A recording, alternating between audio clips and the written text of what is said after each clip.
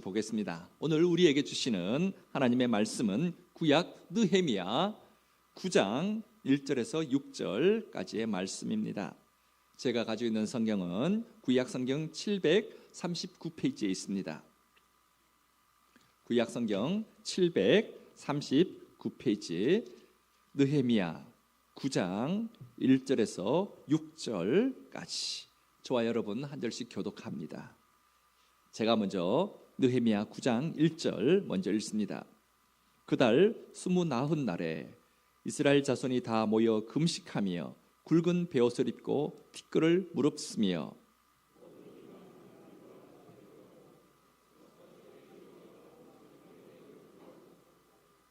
이날에 낮 4분의 1은 그 제자리에 서서 그들의 하나님 여호와의 율법책을 낭독하고 낮 4분의 1은 죄를 자복하며 그들의 하나님 여호와께 경배하는데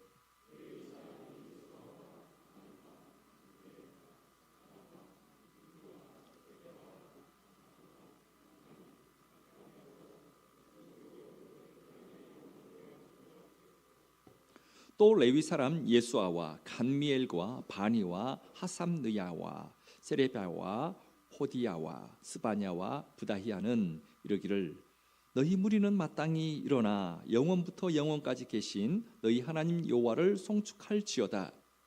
주여 주의 영화로운 이름을 송축하올 것은 주의 이름이 존귀하여 모든 송축이나 찬양에서 뛰어남이니이다.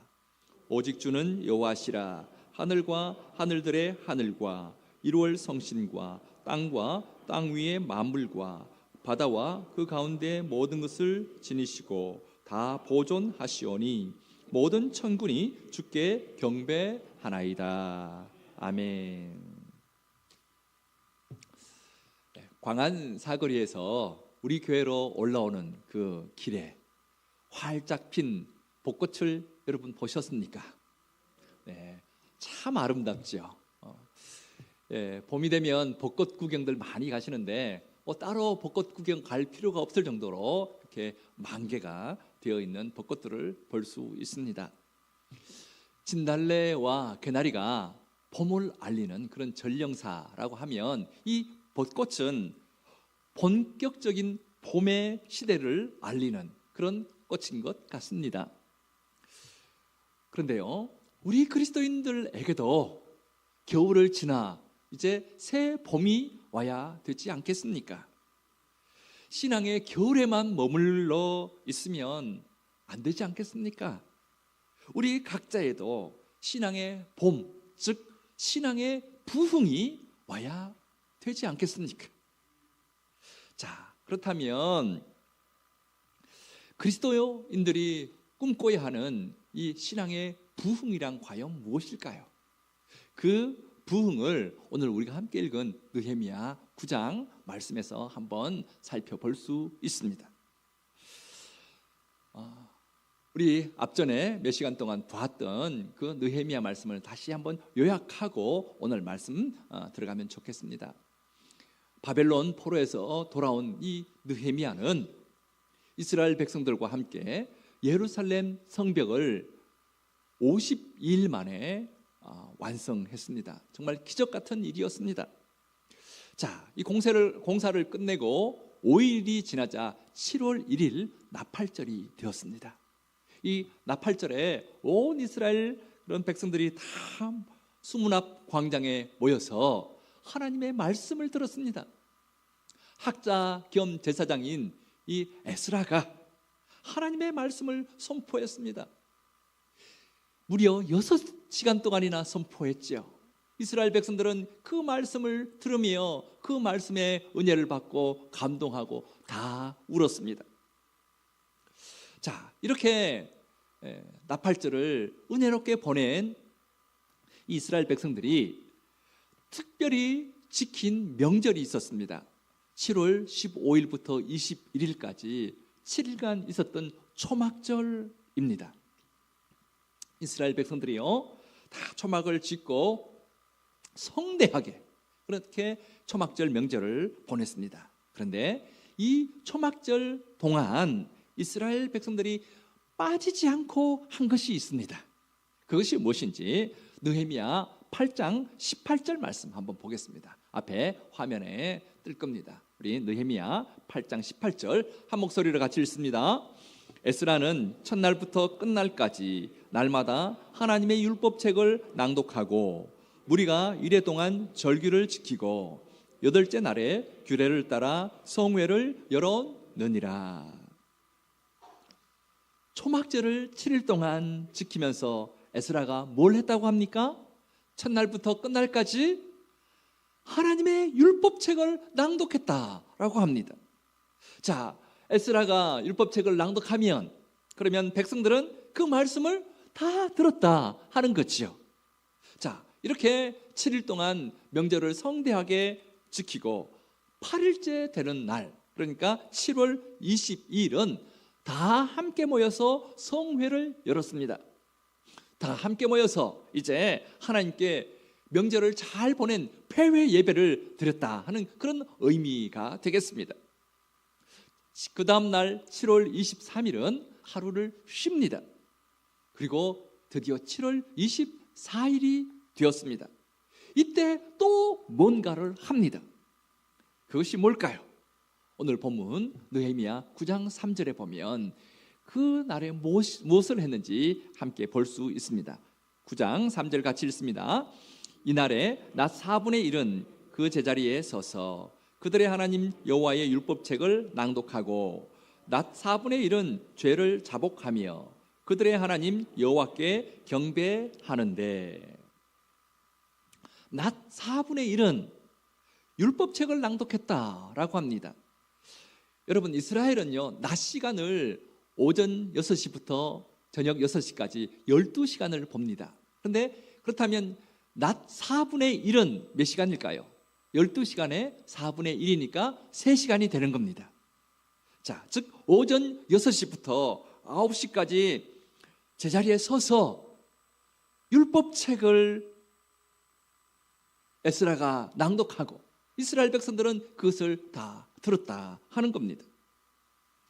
자, 그리고 낮 4분의 1은 자복하며 하나님께 경배했다고 합니다. 그러니까 6시부터 9시까지는 하나님의 말씀을 듣고 바로 이어지는 3시간, 즉 9시부터 12시까지는 낭독하는 하나님의 말씀을 들었으니까 그 말씀을 듣고 자기 죄를 자복하고 여호와 하나님을 경배했다라는 것입니다.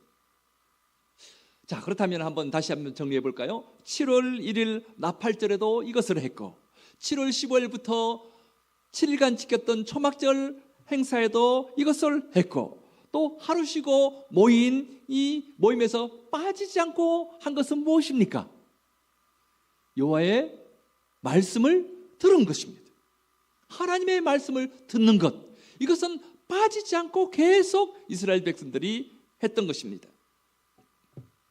사랑하는 여러분, 우리는 분명히 알아야 합니다.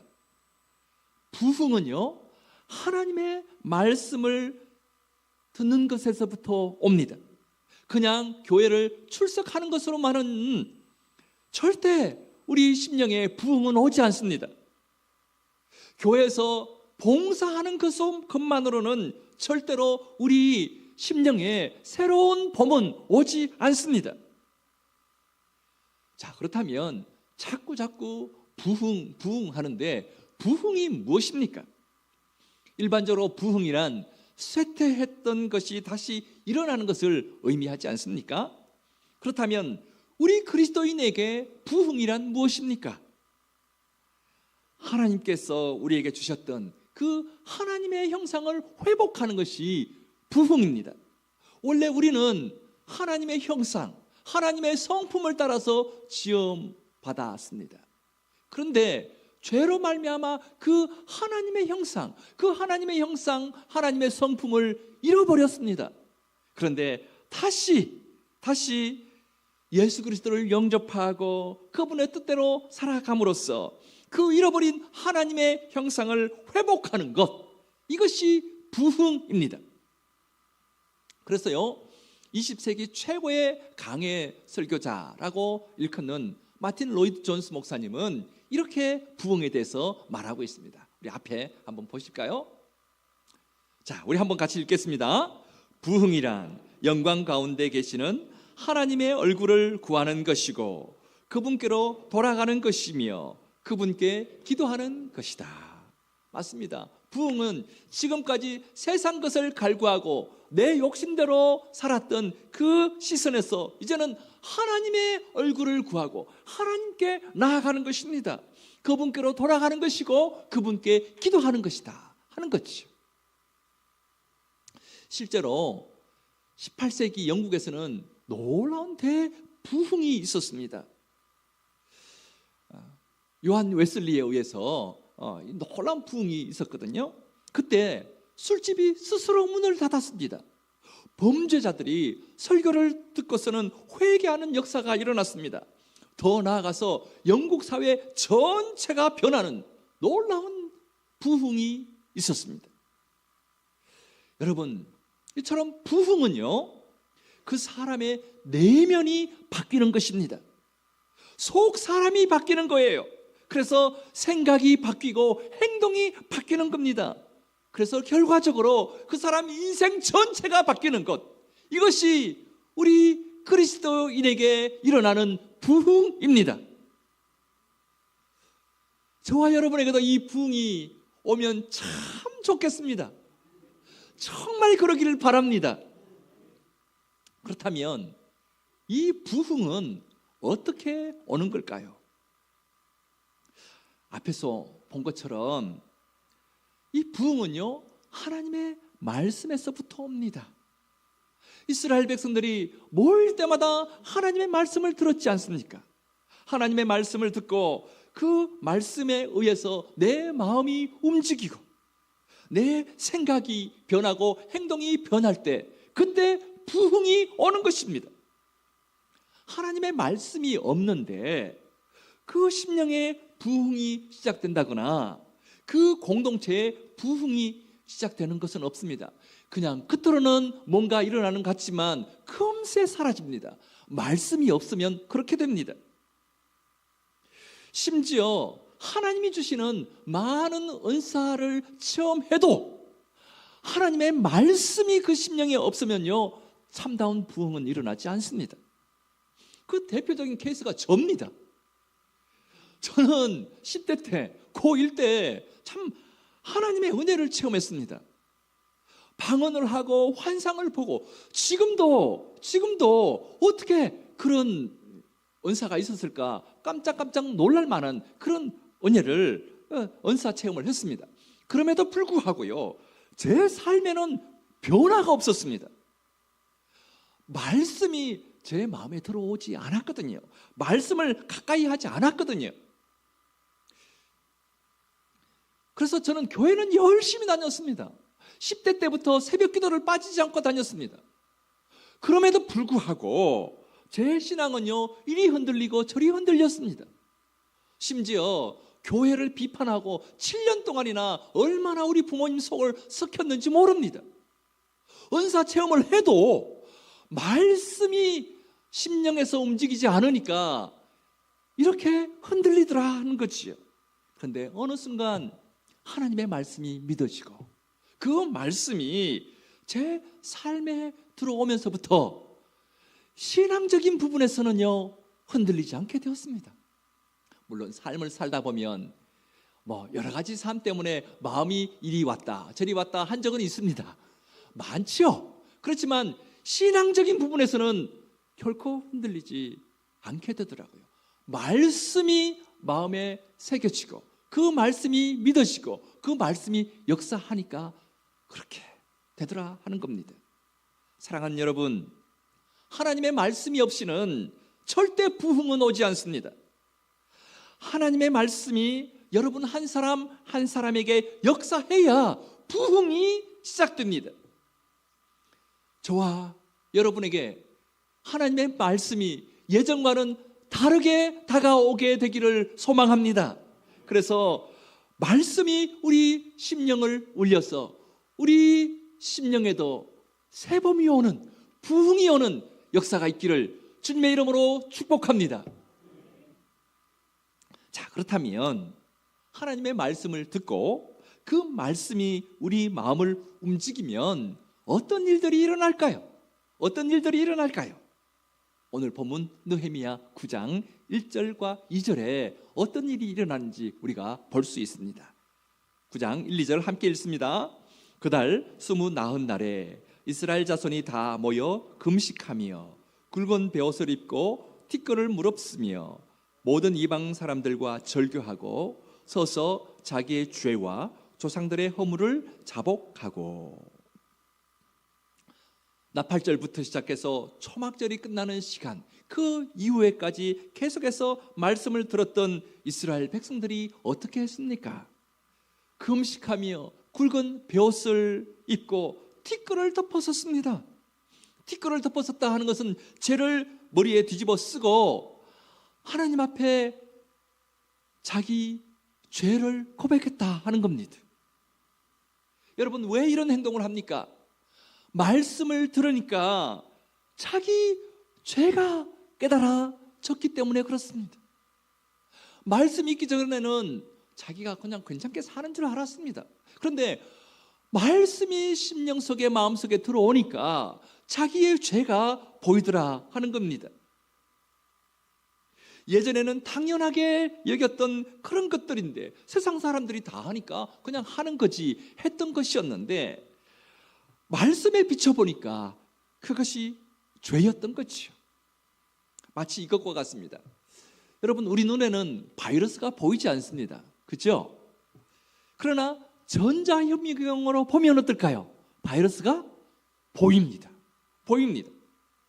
몇 년 전에 온 세계를 뒤집어 놨던 바이러스가 있죠. 어떤 바이러스입니까? 코로나 바이러스입니다. 어떻게 그렇게 잘 아십니까? 자, 코로나 바이러스는요, 그냥 눈으로는 절대 안 보입니다. 그런데 전자현미경으로 봤더니만 이 바이러스가 보이는데요, 이 코로나 바이러스가요 왕관 모양을 하고 있었습니다.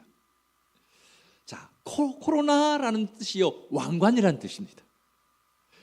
그래서 이 바이러스 이름이 코로나 바이러스가 된 겁니다. 이처럼 말씀을 듣기 전에는 내 죄가 보이지 않습니다. 그런데 말씀을 듣고 그 말씀에 의해서 내 모습을 비춰보니까 죄가 보이기 시작하더라 하는 거지. 이렇게 죄가 깨달아지면 가만히 있을 수가 없습니다. 마음 깊은 곳에서 회개가 일어납니다. 이스라엘 백성들이 죄를 뒤집어 쓰고 금식하면서 회개한 것처럼 이런 놀라운 회개가 일어난다 하는 거죠. 1907년 평양에서는요, 우리나라 기독교 역사에 정말 잊을 수 없는 놀라운 대부흥 운동이 일어났습니다. 1907년 1월 13일 주일 밤이었습니다. 평양에서 연합부흥회가 열리고 있었습니다. 이날이 마지막 밤이었습니다. 여러분, 예전에 부흥송회 열리면 여러분 참석 많이 해보셨죠? 그런데 가장 뜨거운 때가 언제냐 하면 마지막 밤입니다. 막 뜨겁잖아요. 그런데 그날따라 그 분위기가요 너무 냉랭했습니다. 싸했습니다. 그 당시 그 자리에 있었던 그레함 리 선교사는 그 당시의 집회 분위기에 대해서요 이렇게 적고 있습니다. 집회는 전혀 영적인 생기가 없었으며 하나님의 성령이 회중 가운데서 떠나버린 것 같은 느낌을 받았고 사람들은 매우 담담해했다. 그렇게 적고 있습니다. 연합부흥송회인데 마지막 날 저녁인데 너무 냉랭했다 하는 거지요. 마치 성령께서 떠나버린 것 같았다라는 거지요. 모두 그런 분위기를 이상하게 생각했습니다. 그래서 이 그레함 선교사는요 무엇 때문에 이런 일이 있었을까 생각하고는 그 모인 사람들에게 이렇게 물었습니다. 여러분, 우리 집회가 이렇게 하나님의 은혜로부터 멀어진 것 같은데 그 이유가 무엇입니까? 하고 물었습니다. 그때 한 사람이 벌떡 일어나서 이렇게 고백합니다. 하나님께서 우리 집회에 은혜를 내리지 않는 이유는 바로 저 때문입니다. 저는 바로 아간과 같은 그런 인간입니다. 약 1년 전 제 친구 중 한 사람이 임종하면서 내게 부탁을 했습니다. 내가 세상을 뜨거든 내 유산을 돌보아 주시오. 내 아내가 세상을 너무 모르니 당신만을 믿겠소. 나는 염려 말라고 약조했습니다. 그러나 그 친구가 세상을 떠난 뒤 미망인의 재산을 관리해 주면서 미화 100불 상당을 제가 갈취하였습니다. 저는 이런 나쁜 놈입니다. 저는 바로 아간과 같은 놈입니다. 하고 한 사람이 이렇게 죄 고백을 했습니다. 이렇게 고백한 사람이 바로 길선주 장로였습니다. 이분은 나중에 평양신학교를 이래로 졸업하고 평양 대부흥운동의 중심지가 되었던 평양 장대현 교회의 담임 목사가 된 분입니다. 우리 한국교회 새벽기도를 처음 시작한 분이 바로 이 길선주 장로님, 나중에 길선주 목사님이 됐죠. 이분입니다. 이분의 회개의 고백이 그날 그곳에 모인 많은 사람들의 마음을 열었습니다. 그러자 많은 사람들이 자기의 무시무시한 죄들을 고백하기 시작했습니다. 정말 밝히기 어려운 죄까지 드러내면서 대굴대굴 구르면서 울면서 그렇게 죄 고백을 했습니다. 이것이 1907년에 있었던 대부흥운동의 시발점이 되었습니다. 사랑하는 여러분, 이렇게 하나님의 말씀을 듣고 죄를 깨달으면 회개의 역사가 일어납니다. 오늘 본문 2절을 한번 다시 볼까요? 2절 말씀 우리 다시 읽겠습니다. 모든 이방 사람들과 절교하고 서서 자기의 죄와 조상들의 허물을 자복하고. 이 이스라엘 백성들이 함께 모인 이 집회에 참여한 사람들은 먼저 이방 사람들과 절교하고 이곳에 와 있습니다. 이방 사람들과 절교했다는 것은 그동안 하나님을 모르고 이방 우상을 섬기는 사람들을 하고 결혼해서 애들 낳고 그리고 그들이 섬기는 우상을 함께 섬기면서 살았다는 거예요. 그런데 이것을 완전히 끊었다는 겁니다. 하나님의 말씀을 듣고 이것이 죄인 줄 알고 완전히 끊고 그리고는 자기의 죄뿐만 아니라 자기 조상들의 죄와 허물까지 다 하나님 앞에 자복했다 하는 겁니다. 사랑하는 여러분, 진정한 회개는 자기 죄를 고백함과 더불어 행동까지 동반되는 것입니다. 아무리 기도하면서 울고 불고 해도 삶의 변화가 없는 것은 온전한 회개가 아닙니다. 마치 도둑들이 도둑질했던 것을 회개하고서는 다시 그 일을 계속한다면 이것은 회개라고 볼 수 없는 것 아니겠습니까? 이와 마찬가지입니다. 아무리 말로 그렇게 잘못했습니다, 용서해 주십시오, 회개해도 또 그 짓을 한다면 그것은 진정한 회개가 아닌 거죠. 삶의 변화가 따라갈 때, 실천할 때 그것이 진짜 회개가 되는 것이죠. 자, 이렇게 회개의 고백이 있은 뒤에는 하나님이 주시는 풍성한 은혜가 임합니다. 어떤 은혜가 임했을까요? 마지막으로 오늘 본문 6절을 함께 읽겠습니다. 같이 봅니다. 오직 주는 여호와시라. 하늘과 하늘들의 하늘과 이루할 성신과 땅과 땅 위의 만물과 바다와 그 가운데 모든 것을 지으시고 다 보존하시오니 모든 천군이 주께 경배하나이다. 그 자리에 모인 사람들이 회개하고 자복하고 삶이 변했잖아요. 이방 사람들과의 그런 교류를 아예 단절하고 왔잖아요. 그러니까 하나님께서 은혜를 주셨습니다. 그래서요, 그 모인 모든 사람들이 하나님을 경배하면서 하나님을 찬양했습니다. 이것이 바벨론 포로에서 돌아온 그 이스라엘 공동체에 주신 하나님의 놀라운 부흥이었습니다. 사랑하는 여러분, 오늘 말씀을 다시 한번 정리해 볼까요? 바벨론 포로에서 돌아온 이 이스라엘 공동체의 부흥이 어떻게 왔습니까? 가장 먼저 하나님의 말씀을 듣는 것에서 시작했습니다. 말씀을 듣자 그동안 보이지 않았던 자기의 죄들이 보였고, 그리고 그 죄를 회개하고 삶이 달라진 거죠. 끈을 끊어버린 거지요. 그러자 그 심령에 하나님의 은혜가 임하고 하나님을 찬양하고 경배하게 되었다 하는 거지요. 여러분, 이것이 부흥이 오는 길입니다. 저와 여러분, 오늘 말씀을 듣고 다 잊어버려도 좋은데요, 그러나 이것은 꼭 잊지 말고 가져가셔야 됩니다. 우리 한번 따라해 볼까요? 부흥은 말씀에서 시작된다. 부흥은 말씀에서 시작된다. 맞습니다. 하나님의 말씀이 내 심령 속에 다가와서 내 마음을 흔드는 일이 없고서는 절대 우리 가운데 부흥은 시작되지 않습니다. 아무리 교회를 오래 다니고 목사가 되고 장로가 되고 권사가 되어도 말씀의 은혜 없이는요, 진정한 우리 심령의 부흥은 일어나지 않습니다. 자, 그렇다면 저와 여러분이 부흥을 꿈꾼다면, 우리 세광한 교회가 부흥을 꿈꾼다면, 여러분의 목장이 부흥하기를 원한다면 구체적으로 어떻게 해야 할까요? 이것만 보고 말씀 마치겠습니다. 하나님의 말씀을 들을 때, 하나님의 말씀을 통독할 때, 이 말씀은 오늘 나에게 주시는 말씀이라고 생각하고 들으시고 읽으셔야 합니다.